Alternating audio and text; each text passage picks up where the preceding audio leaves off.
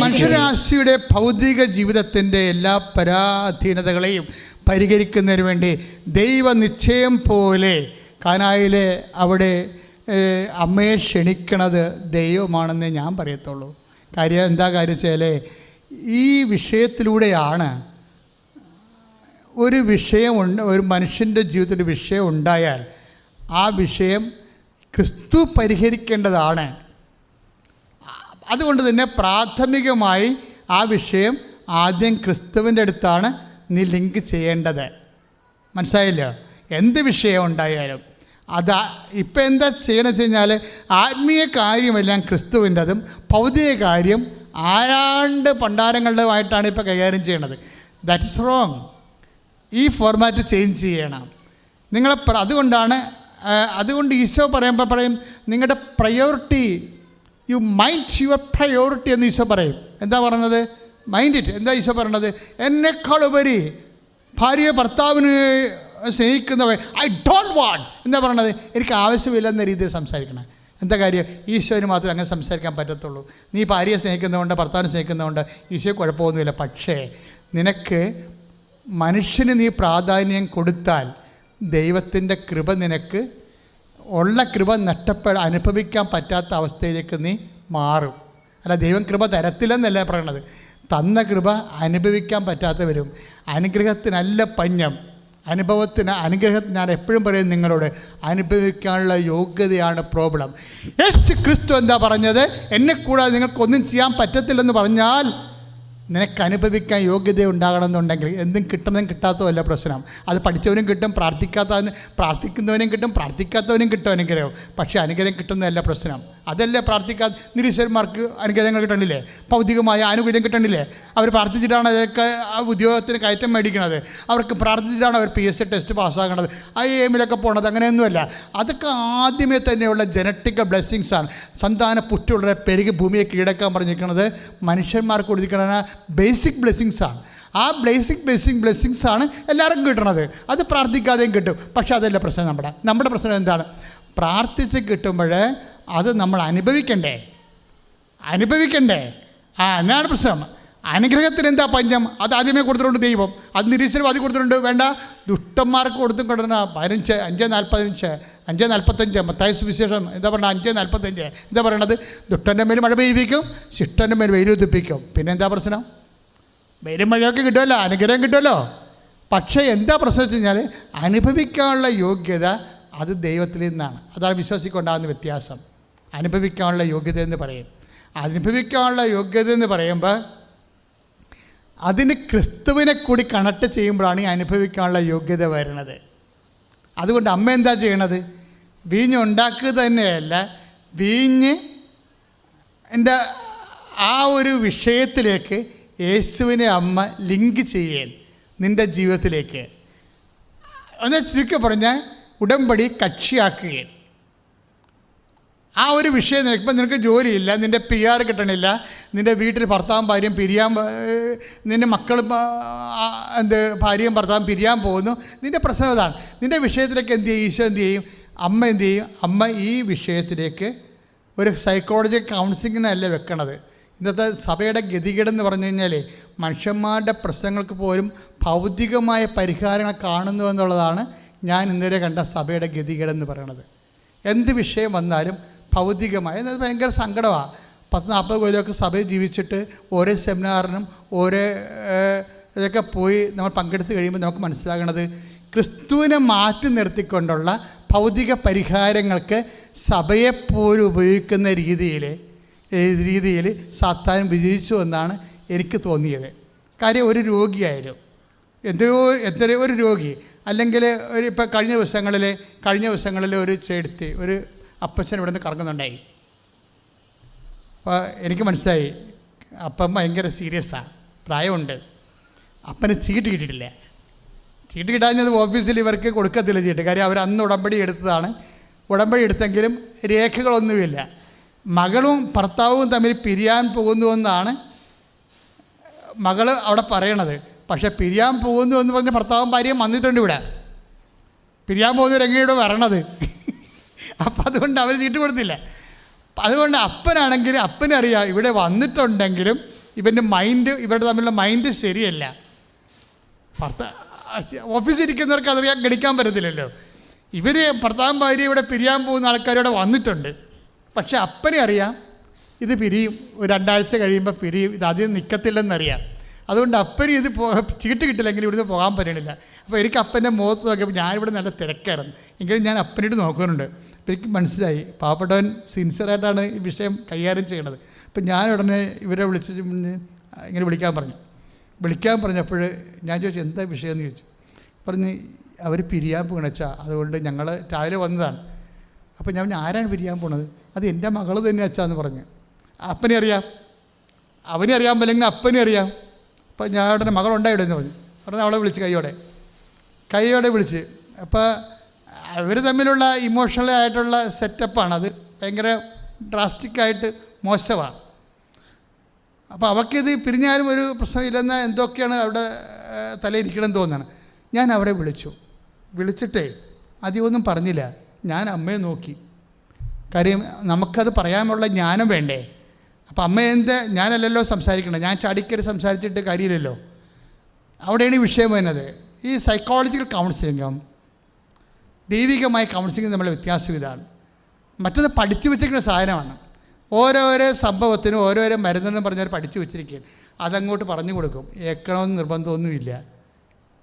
എന്താ കാര്യം വെച്ച് കഴിഞ്ഞാൽ അവർ പഠിച്ചു വെച്ചിരിക്കുന്നതാണ്. ആ പഠിച്ചു വെച്ചിരിക്കുന്ന സാധനം ഇവിടെ ആപ്ലിക്കേറ്റ് ചെയ്യണം. ചിലപ്പോൾ ഈ കേസ് അതായിരിക്കത്തില്ല, അതാണ് വിഷയം. പക്ഷേ ദൈവത്തിനെ സംബന്ധിച്ചുള്ള അപ്ഡേഷനുണ്ട്, മനുഷ്യന്മാരുടെ ശാസ്ത്രത്തിന് അപ്ഡേഷൻ ഇല്ലല്ലോ. അപ്പോൾ നമ്മളെന്താ ചെയ്യണമെന്ന് വെച്ച് കഴിഞ്ഞാൽ കർത്താവുമായി സംയോജിപ്പിക്കുന്ന അവനോട് കൂടെ ഏകാത്മാവായി തീരുമ്പോഴേ 1 കൊറിന്ത്യൻസിൻ്റെ 2:16 വർക്ക് ചെയ്യുമ്പോൾ എന്താ സംഭവിക്കണത്? ഞങ്ങളാട്ടെ യേശു ക്രിസ്തുവിൻ്റെ മനസ്സറിയുന്നു. ഈ വിഷയത്തിന് കർത്താവിൻ്റെ മനസ്സറിയാൻ പറയും. അതായത് അത് ആണ് 1 കൊറിന്ത്യൻസ് 2:16 വരണത്. മറ്റത് 7:13 വരും. കർത്താവുമായി സംയോജിക്കുന്നവൻ അവനോടുകൂടി ഏകാത്മാവായി തീരുന്നു. പ്രാർത്ഥനയിൽ നിൽക്കുമ്പോൾ ഉണ്ടാകുന്നൊരു ഗുണമെന്ന് വെച്ചാൽ ദൈവത്തിൻ്റെ അപ്ഡേഷൻ നമുക്ക് കിട്ടും. ദൈവത്തിൻ്റെ അപ്ഡേഷൻ നമുക്ക് വെച്ചാൽ ദൈവത്തിൽ എന്താണ് ഈ വിഷയത്തിൽ ദൈവത്തിനെക്കുറിച്ച് ദൈവത്തിന് പറയാനുള്ള എന്താണെന്ന് വെച്ചാൽ നമ്മൾ പറയണതല്ല ഇവിടുത്തെ പ്രശ്നം, മറിച്ച് ദൈവം അത് ഓൺ ചെയ്യും. നമ്മൾ പറയണത് എല്ലാവർക്കും അറിയാവുന്ന കാര്യമായിരിക്കും പറയണത്, പക്ഷെ കേൾക്കുന്നവന് അഭിഷേകം കൊടുക്കും. പറയണതല്ല വിഷയം, കേൾക്കുന്നവരുടെ അഭിഷേകമാണ്. കേൾക്കുന്നവരുടെ അഭിഷേകം എന്ന് പറഞ്ഞാൽ കേൾക്കാൻ ചെവിയുള്ളവൻ കേൾക്കട്ടെ എന്ന് കർത്താവ് പറയും. 13 മത്തായി ശ്രീഹാട് സുവിശേഷം 13:9 കേൾക്കാൻ ചെവി എന്ന് പറയണത് അതിനൊരു ശ്രവണാഭിഷേകം എന്ന് പറയും. നിങ്ങൾ വരുമ്പോൾ അതുകൊണ്ട് നിങ്ങൾ പ്രെയർ ചെയ്തുകൊണ്ട് വരണം എന്ന് വെച്ചാൽ ഞങ്ങൾ പറയണതല്ല പ്രശ്നം, നിങ്ങൾക്കത് അക്സെപ്റ്റ് ചെയ്യാനുള്ള അഭിഷേകം കിട്ടിക്കഴിഞ്ഞാൽ ഓക്കെയാണ് സംഭവം. ഒറ്റ സിറ്റിങ് മതി, പല സിറ്റിങ്ങിൻ്റെ ഒരു ആവശ്യമില്ല. മനുഷ്യന്മാരുടെ ശാസ്ത്രത്തിന് പല സിറ്റിങ് ആവശ്യമുണ്ടാകും, ഇതിന് ഒറ്റ സിറ്റിങ് മതി. എൻ്റെ അപ്ഡേഷനാണ്, ഏറ്റവും കറണ്ട് നോളജാണ് പാസ് ചെയ്യുന്നത്.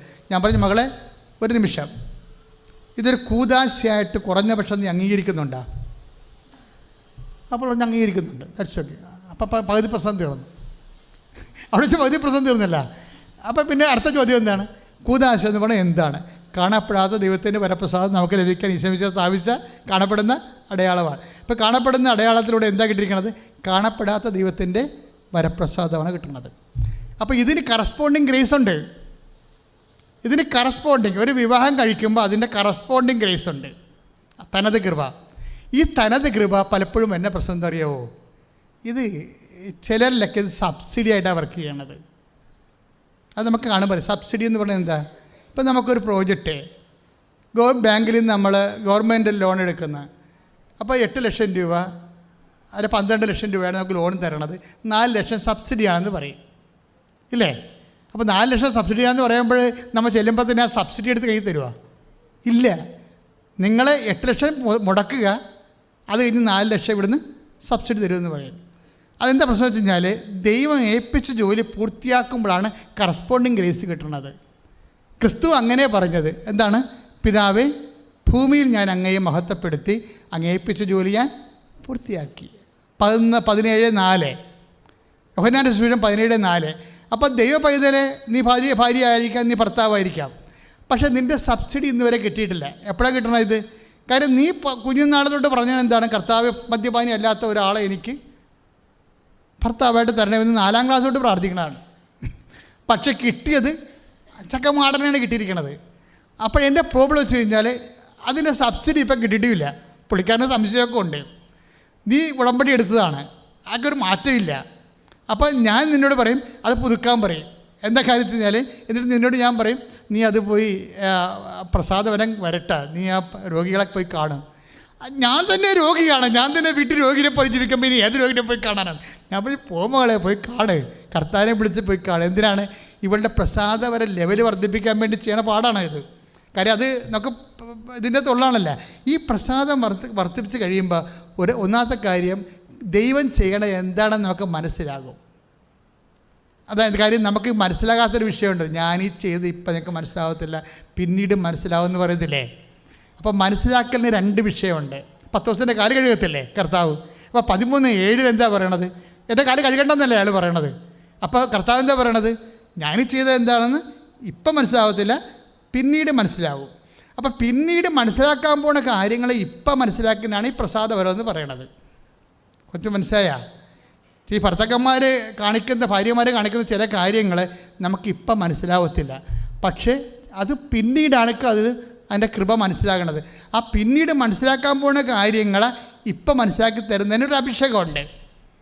മനസ്സിലായില്ലേ? അത് ആണ് ഈ ദൈവവുമായിട്ട് ഐക്യപ്പെടുമ്പോൾ ഉണ്ടാകുന്നത്, പ്രസാദപരം വർദ്ധിപ്പിക്കുക ഉണ്ടാകുന്നത്. ഞാൻ പറഞ്ഞ മോളെ, നീ ഈ പ്രോജക്റ്റ് എടുക്കുക.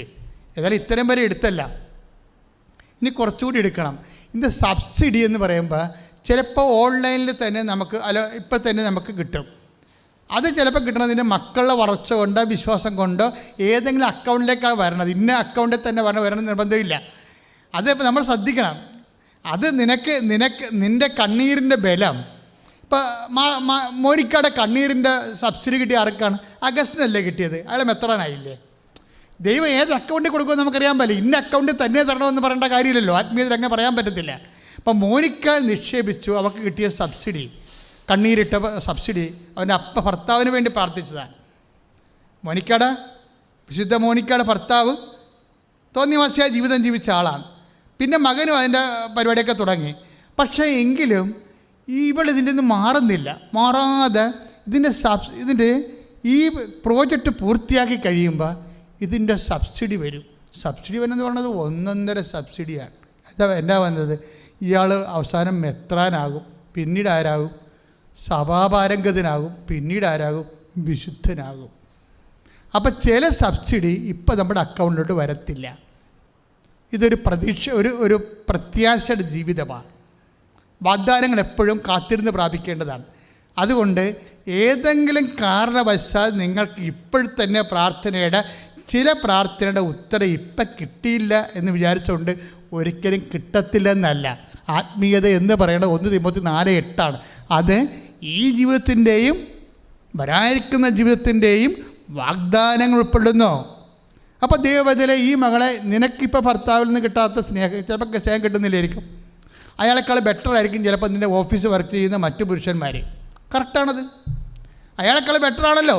അതല്ല ഇവിടുത്തെ പ്രശ്നം. നമ്മുടെ കുരിശെന്ന് പറഞ്ഞാൽ എന്താണ്? നമ്മുടെ ഭർത്താവിനേക്കാൾ കരുതലുള്ളവരും സ്നേഹമുള്ളവരുമാണ് നമ്മുടെ ഓഫീസ് വർക്ക് ചെയ്യുന്ന മറ്റ് സാർമാരും. അവർ നമ്മുടെ ഭർത്താവല്ല, പക്ഷെ നമ്മുടെ ഭർത്താവിൽ നിന്ന് കിട്ടാത്ത സ്നേഹം നമുക്ക് കിട്ടിയിരിക്കുകയാണ്. അതാണ് നമ്മുടെ കുരിശ്. അതാണ് നമ്മുടെ പ്രശ്നം.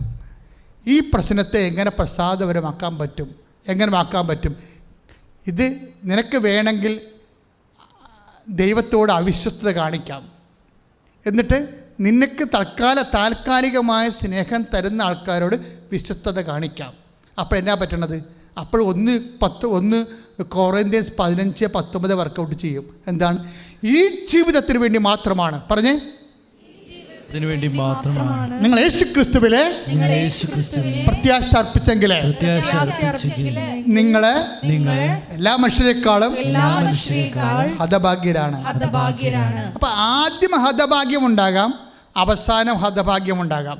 നിങ്ങൾ തീരുമാനിച്ചാൽ മതി ഏതാണ് വേണ്ടതെന്ന്. മനസ്സിലായില്ലേ? 1 കൊറിന്ത്യൻസ് 15:19 വചനം പറഞ്ഞ് ഈ ജീവിതത്തിന് വേണ്ടി മാത്രമാണ് നിങ്ങൾ യേശുക്രിസ്തുവിലെ പ്രത്യാശ അർപ്പിച്ചെങ്കിൽ എല്ലാ മനുഷ്യരെക്കാളും ഹതഭാഗ്യരാണ്. അപ്പൊ യേശുക്രിസ്തുവിൽ പ്രത്യാശ അർപ്പിക്കുന്നത് എന്തിനു വേണ്ടിയാണ്? വരാനിരിക്കുന്ന ജീവിതത്തിൽ. അതായത് 1 തിമോത്തി 4:8 ആത്മീയത എന്ന് പറയണത് അത് വാഗ്ദാനങ്ങൾ ഉൾക്കൊള്ളുന്നതാണ്. എന്തിൻ്റെ വാഗ്ദാനമാണ്? ഈ ജീവിതത്തെക്കുറിച്ച് വാഗ്ദാനമുണ്ട്. പിന്നെന്താണ്? വരാനിരിക്കുന്ന ജീവിതത്തെക്കുറിച്ച് വാഗ്ദാനമുണ്ട്. നിൻ്റെ ഭർത്താവ് നീ കൊടുക്കുന്ന സ്നേഹം തിരിച്ചു കിട്ടണില്ല. ഏത് അപ്പന്മാർക്കാണ്, ഏത് മക്കൾക്കാണ് പൂർണ്ണമായിട്ട് അപ്പന്മാരുടെ സ്നേഹവും അതുപോലെ തന്നെ അമ്മമാരുടെ സ്നേഹവും കിട്ടിയിരിക്കുന്നത്? നമ്മളൊരു തടിതിരിഞ്ഞ് വരുമ്പോൾ, ഞാൻ 10ാം ക്ലാസ് പാസ്സായപ്പോൾ തന്നെ അപ്പം മരിച്ചുപോയി. അപ്പോൾ നല്ല ബുദ്ധിമാനായ മനുഷ്യനും പാവപ്പെട്ടവനായിരുന്നു. കഷ്ടപ്പാട് കൊണ്ട് ജോലി ചെയ്ത് അവസാനം വരെ ജോലി ചെയ്ത ഒരാളാണ്. പക്ഷേ നമുക്ക് തിരിച്ച് സ്നേഹിക്കാൻ പറ്റിയിട്ടില്ല. ഈ ജീവിതത്തിൽ പൂർണ്ണതയുണ്ട്. പക്ഷേ ഇന്ന് ഞാൻ അപ്പനെ ഓർത്ത് എപ്പോഴും കുർബാന ചെയ്യുമ്പോൾ ഓർത്ത് പ്രാർത്ഥിക്കും, അപ്പന് ഏതായിരുന്നു നല്ലത്? അന്ന് ഞാൻ സ്നേഹം കൊടുത്തിരുന്നതാണോ നല്ലത്, അതാ ഇപ്പം അപ്പനെ ആത്മാവിൽ ഓർക്കുന്നതാണോ നല്ലത്? ഭാഗധേയം, അതാണ് ഞാൻ ചോദിച്ചത്. അപ്പന് ഏതാണ് നല്ലത്? 15 വയസ്സിൽ എനിക്ക് കാര്യങ്ങൾ അറിയാൻ പറഞ്ഞ കാലത്ത് ഞാൻ അപ്പനെ സ്നേഹിച്ചിരുന്നായിരുന്നു അപ്പന് നല്ലത്, അതോ അന്ന് എനിക്ക് അപ്പം മരിച്ചതിന് ശേഷം ഇന്ന് ഞാൻ അപ്പനെ ഓർത്ത് അപ്പന് വേണ്ടി പ്രാർത്ഥിച്ച്? കാര്യം എന്നെ സംബന്ധിച്ചിടത്തോളം നിങ്ങളൊന്ന് മനസ്സിലാക്കണം, ഞാൻ അമ്മയെ നേരെ കണ്ട ആളാണ്. 2 പ്രാവശ്യം ഇവിടെ വെച്ച്, ഈജിപ്തിൽ വെച്ചും. ഇത് അമ്മ എൻ്റെ വായിൽ കൈയിട്ടതാണ്. ഞാൻ അമ്മയുടെ കാലെ പിടിച്ചതാണ് ശരിക്കും. അതിനുശേഷം ഈ പ്രസംഗമൊക്കെ നല്ലതാകാൻ തുടങ്ങിയത്. അത് 2010 സംഭവിച്ചൊരു വിഷയമാണ്. പക്ഷേ ഞാനൊന്ന് ചോദിക്കട്ടെ, അതായത് ഈ ദൈവത്തെക്കുറിച്ച് നമ്മൾ നേരിട്ട് കണ്ട് എന്താണ് പുനരുദ്ധാനം, മരിച്ചു കഴിഞ്ഞുള്ളവരുടെ ജീവിതം എന്താണ് എന്ന് നമ്മൾ മനസ്സിലാക്കി കഴിഞ്ഞാൽ, ഞാൻ ഒന്ന് ആ ഒരു പശ്ചാത്തലത്താണ് ഞാൻ നിങ്ങളോട് ചോദിക്കണത്. അമ്മ മാതാവ് ജീവനോടെ പ്രത്യക്ഷപ്പെട്ട അൾത്താരയിൽ ജീവിക്കുന്ന കർത്താവിന് തിരുസന്നിധിയിൽ നിന്നുകൊണ്ട് ഞാൻ ദൈവജനത്തോട് ചോദിക്കുകയാണ്, കഴിഞ്ഞ കാലങ്ങളിൽ നിങ്ങൾക്ക് ലഭിച്ച മനുഷ്യമായ സ്നേഹമോ സന്ധിപ്പോ ആണോ വലുത്? നിത്യത ലഭിക്കാൻ പോകുന്ന ദൈവത്തിൻ്റെ സമാശ്വാസമാണോ വലുത്? ഏതാണ് വലുത്? ദൈവത്തിൻ്റെ സമാശ്വാസം. അതുകൊണ്ടാണ് ഭാഗധേയം എന്ന് പറയണത്. എന്താ ഭാഗധേയം എന്ന് പറയുന്നത്? എന്താണ്? ഈ ജീവിതത്തിന് വേണ്ടി മാത്രമാണ് നിങ്ങൾ യേശുക്രിസ്തുവിൽ പ്രത്യാശ അർപ്പിച്ചെങ്കിൽ നിങ്ങൾ എല്ലാ മനുഷ്യരെക്കാളും നിങ്ങൾ ഹതഭാഗ്യരാണ്. അപ്പം ഈ ഹതഭാഗ്യം എന്ന് പറയുന്ന സംഭവം ആദ്യം വേണം അവസാനം വേണം തീരുമാനിച്ചാൽ മതി. പറഞ്ഞ മനസ്സിലായില്ലേ? 1 കൊരിന്ത്യർ 15:19 ഈ ജീവിതത്തിന് വേണ്ടി മാത്രമാണ് നിങ്ങൾ യേശുക്രിസ്തുവിൽ പ്രത്യാശ അർപ്പിച്ചെങ്കിൽ എല്ലാ മതങ്ങളുമുള്ളവരെ 15 പേര് എന്താ ചെയ്യണത്? ഈ ജീവിതത്തിന് വേണ്ടിയാണ് അവരുടെ ദൈവസങ്കല്പങ്ങളൊക്കെ ആശ്രയിക്കുന്നത്. പക്ഷേ when we come to Jesus, നമ്മൾ യേശുക്രിസ്തു പ്രത്യാശ അർപ്പിക്കുന്നത് എന്തിനാണ്? ഈ ജീവിതത്തിന് വേണ്ടിയും വരാനിരിക്കുന്ന ജീവിതത്തിന് വേണ്ടിയും. അപ്പോൾ എന്തെങ്കിലും കാര്യങ്ങൾ ഭർത്താവിൽ നിന്നോ ഭാര്യയിൽ നിന്നോ മക്കളിൽ നിന്നോ നിങ്ങൾക്ക് കുറഞ്ഞു പോയെന്ന് തോന്നിയാൽ കർത്താവ് പറയുന്നൊരു വാക്കിൽ നിങ്ങൾക്ക് വിശ്വസിക്കാം. എന്താണ്? എന്തെങ്കിലും കുറവ് വന്നാൽ ഞാൻ തിരിച്ചു വരുമ്പോൾ തന്നു കൊള്ളാമെന്ന്. 10:35 ഒരു വാക്കറിയാവോ? അത് എന്താണത്? സമറിയയുടെ കഥ പറയുമ്പോൾ കർത്താവ് പറയണതാണ്. നിത്യജീവൻ്റെ കാര്യങ്ങൾ പറയുമ്പോൾ കർത്താവ് പറയുന്ന വാക്കാണ്. നിത്യജീവനെ മുൻനിർത്തിക്കൊണ്ടാണ് പറയണത്. എന്തെങ്കിലും അവിടെ തിരിച്ചു വരാൻ പോണത് ആരാണ്? ഐ വിൽ കം ബാക്ക് എന്ന് പറഞ്ഞത് ആരാണ്? ലോകരാശിയോട് ഞാൻ തിരിച്ചു വരാം എന്ന് പറഞ്ഞത് ആരാണ്? കർത്താവാണ് പറഞ്ഞത്. മാറാനാഥ എന്ന് പറഞ്ഞുകൊണ്ടാണല്ലേ ആദിമസഭ ശ്വസിച്ചുകൊണ്ടിരുന്നത്. മാറാനാഥ മാറാനാഥ, കർത്താവേ വരണമേ, കർത്താവേ വരണമേ. നമ്മൾ കർത്താവിന് വരവ് നോക്കി പാർക്കുന്നവരാണെങ്കിൽ അവൻ വരണ എന്തിനാണ് വരണത്? ഇതാ ഞാൻ വരുന്നു, എൻ്റെ സമ്മാനവും കൊണ്ടുവരുന്നു. അപ്പോൾ യേശുക്രിസ്തു പ്രത്യാശ അർപ്പിക്കുന്നവനെ നിത്യത അവൻ്റെ ഒരു കണ്ണ് വെച്ചിരിക്കുന്ന സ്ഥലമാണത്. ഇവിടെ എന്തെങ്കിലും കുറഞ്ഞു വന്നാൽ 10:35 വർക്കൗട്ട് ചെയ്യും. എന്താണ്? സമറിയക്കാരനെ കൊണ്ടുപോയി, ആ നല്ല സമറിയക്കാരൻ കൊണ്ടുപോയി ആ കള്ളനൻ ആക്രമിക്കപ്പെട്ട മനുഷ്യനെ സത്തത്തിലാക്കിയിട്ട് ശുശ്രൂഷിച്ചതിന് ശേഷം പറഞ്ഞ് കുറവ് വരുമെന്ന് എനിക്കറിയാം. എങ്ങനെ ശുശ്രൂഷിച്ചാലും കുറവ് വരും. ഭാര്യ ഭർത്താവിനെ ശുശ്രൂഷിച്ചാലും ഭർത്താവ് ഭാര്യനെ ശുശ്രൂഷിച്ചാലും കുറവ് വരും. മക്കൾ അമ്മനെ ശുശ്രൂഷിച്ചാലും അമ്മ മക്കളെ ശുശ്രൂഷിച്ചാലും കുറവ് വരും. പക്ഷേ ഒരാളെ ലോകത്തോട് പറഞ്ഞിട്ടുള്ളൂ, കുറവ് വന്നാൽ നികർത്തിക്കൊള്ളാവുന്ന. ഓൺലൈനിലുള്ളവർ ശ്രദ്ധിക്കുക, രോഗസൗഖ്യ പ്രാർത്ഥനയുടെ സമയമാണ്. കർത്താവ് നിങ്ങളെ സുഖപ്പെടുത്തുന്ന സമയമാണ്. ഒരാരാധനയുടെ കാലം എത്രയാണെന്ന് നമുക്കറിയത്തില്ലേ. കാര്യം ഇവിടെ സാക്ഷ്യം പറയാൻ വരുന്നവർ പണ്ടത്തെ ആരാധനയൊക്കെ യൂട്യൂബിൽ കൂടിയിട്ട് സാക്ഷ്യം പറയാൻ വരുന്ന ആൾക്കാർ വരുന്നുണ്ട്. കാലമില്ലാത്ത ഒരു ആരാധനയാണ് ഉടമ്പടി ധ്യാനം എന്ന് പറയുന്നത്. ഏത് ധ്യാനം എടുത്താലും നിങ്ങളുടെ പ്രാർത്ഥനാപൂർവ്വം കൂടി ആ കർത്താവിൻ്റെ സാന്നിധ്യം ലഭ്യമാണ്. കാര്യം അത് കർത്താവ് പറഞ്ഞ വചനങ്ങൾ അതിൻ്റെ അകത്തുള്ളത്. കൃപാസനത്തിലെ വചനം പറയുമ്പോൾ ഇപ്പം ശ്രദ്ധിക്കേണ്ടത് കർത്താവ് സംസാരിക്കുന്ന ലിങ്കിങ്ങിലൂടെയാണ്. ഒരു വചനത്തെ എടുത്ത് കർത്താവിൻ്റെ മനസ്സ് വെളിപ്പെടുത്താൻ വേറെ വചനം നൽകിയിട്ട് ലിങ്ക് ചെയ്യും. അപ്പോൾ കർത്താവിൻ്റെ പുതിയ മനസ്സ് വെളിപ്പെടും. ഓരോരുത്തർക്കും ഓരോ സാഹചര്യം അനുസരിച്ച് കർത്താവ് അവരോട് സംസാരിക്കും. അതാണ് അഭിഷേകത്തിൻ്റെ ഒരു ഒരു ഒരു ഒഴുക്കിൻ്റെ രീതി. അതാണ്. അങ്ങനെ ഒത്തിരി പേരോട് കർത്താവ് ഇന്ന് സംസാരിച്ചിട്ടുണ്ട്. ഒത്തിരി പേർക്ക് കർത്താവ് പരിഹാരം കൊടുത്തിട്ടുണ്ട്. ഒത്തിരി പേർക്ക് കർത്താവ് പ്രതീക്ഷ കൊടുത്തിട്ടുണ്ട്. ഒത്തിരി പേരുടെ വാഗ്ദാനങ്ങൾ നിറവേറ്റുമെന്ന് കർത്താവ് ഉറപ്പ് കൊടുത്തിട്ടുണ്ട്. കൈ ഇടിച്ച് കർത്താവിനെ സ്തുതി ചെയ്യും.